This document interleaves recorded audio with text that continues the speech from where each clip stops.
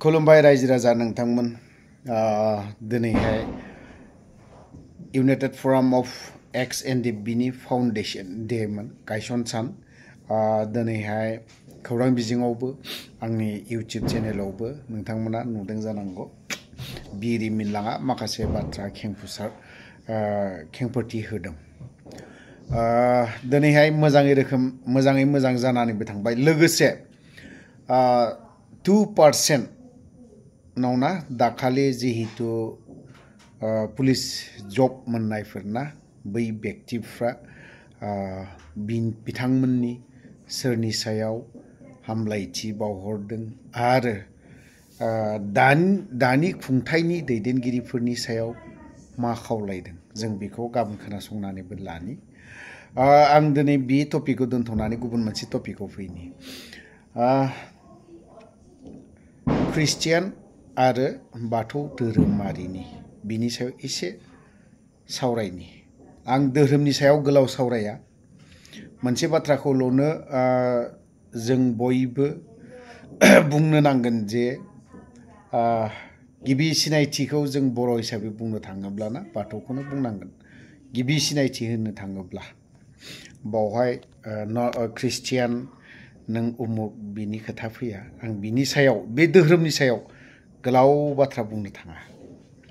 दा जों बर' ना जों बर' जाथि जों बर'नाव गोबां धोरोम दं सोरबाया बाथौ दं सोरबाया ख्रिस्टियान दं सोरबाया ब्रह्म दं सोरबा रुफामुनि दं सोरबा गुबुन गुबुननो ना जयगुरुबो होननानै बुङो गुबुन गुबुन धोरोमनि दङ जोंनि बर' समाजनि गेजेराव आरो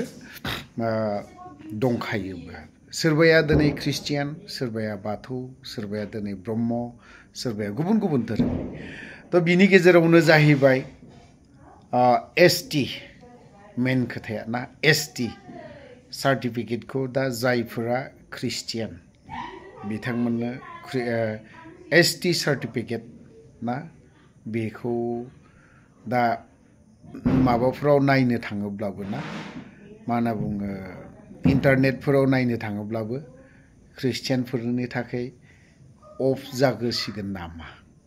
बा ख्रिस्टियान ससाइटिया माइन'रिटियाव गोग्लैहैसिगोन नामा ओरैनोथ' माइन'रिटिखा थेवबो ट्राइबेलावहाय गोग्लैहैला नामा नंगौना नङा जों गिदिर साननो गोनां जानानै फैदों एग्जाम्पोलाव दिनै मेघालयफोर बायदियाव बावहायबो दिनै गार'फ्राना संसारिकमोन नंगौ बिथांनावबो गिबि धोरोम मोनसे संसारिक होननाय दङ थ' बिथांमोनाव बै वान गाला फेस्टिभेल ना वान गालायाखौ बैसोरनिफ्रायसो आंनि बुजिनायाव आंनि मोनथिनायाव जाय संसारिक ना बिथांमोनासो मानियो जियानो जाया मानो दिनै गार' हिल्सआवहाय बिथांमोनाबो एसटि बिथांमोनाखौ माइन'रिटियाव गोग्लैया दिनै जोंनि आसामाव मा खालामनो नागिरदों बिनि आन्दोआव सोर पलिटिकेल बबे राजखान्थि दोलोआ हाबनानै दं आरो नांथाबनानै दङ नङा होनबा जों गिदिर साननो गोनां जानानै फैदों बेखौ बिनि गेजेरावबो एसटि 6टा जनगोष्ठिया दा जोंनि बिटिसिआव ट्राइबेल जानायनि थाखाय ट्राइबेल सार्टिफिकेट मोननो थाखाय बेसेबां गाबख्रावदों आन्दलन खालामलायबाय थादों आन्दलन ना माब्लाबा राजा लामा गाथेनाय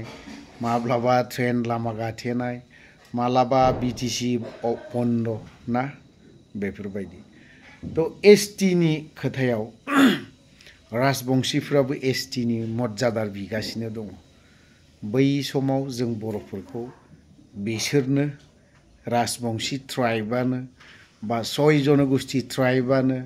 बा गुबुन गुबुन ट्राइबानो एसटिनि अनगायै जों बर'फोरखौनो ओरैबायदि गादबनानै दोनदों नों खांख्राइ जाग्रा अमा जाग्रा एम्बु जाग्रा ना एम्फौ जाग्रा नोंसोरो गाहाय थाखोनि मानसिसो होननानै गोबां नासयजादों जों मोनाखै जोंनि आइ आफा आबै आबौमोन बिसोर मोनबोदों होनबा दिनै जों बेफोरबायदि नासयजानानै गोबां खस्थ'नि गेजेराव ट्राइबेल हारि होननानै मुं मख'दों आरो ट्राइबेल जनगोष्ठीनि थाखाय गोबां खथा फैयो बै खथायाबो 6 जनगोष्ठीनो जुदि एसटि मर्यादाखौ होयोब्ला एजे आं बर' हिसाबै आं बुंदों बेखिनि बाथ्राखौ खुनु राजनितिकनि खोथा फैया बावहाय एजे बर' जनगोष्ठी हिसाबै मैया दाखालिबो बनसुनिफ्राय गोख्रों स्टेटमेन्ट होदों 6 जनगोष्ठीनो जुदि एसटि मर्यादाखौ होयोब्ला जों बर'आ मा मर्यादा मोनहैबावगोन बिनि उनावहाय हिमन्त बिश्व शर्मा मामाया दिनै गोबां बाथ्रा बुंलांबाय थादों माब्लाबा राभा जनगोष्ठीया होजागोन होजाया माब्लाबा बर' जनगोष्ठीया होगोना होआ माब्लाबा उमुक जनगोष्ठीया बायदि रोखोमनि बाथ्रा बुंलांदों तो जुदि बिनि गेजेरावनो बिजेपिखौ मा बिसास नङा होमबा मा बिसास अनलि बिसोरनो भटल' नांगौथ' भटल' नांगौ 6 जनगोष्ठीनो जुदि आङो एसटि मर्यादा होना होयोब्ला आं 26आव जिरायनो हागोन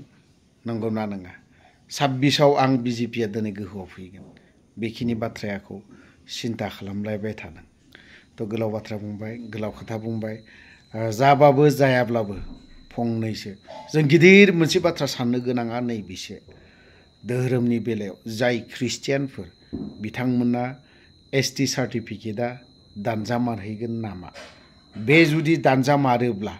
जों बर'नि गेजेराव बिसिबां मा जाहैगोन नंगौना नङा बेखौ एसे साननो गोनां बावहाय नों उमुकसो बेफोरबायदि बाथ्रा बा माबा मोनसे बाथ्रा बुंलायनानै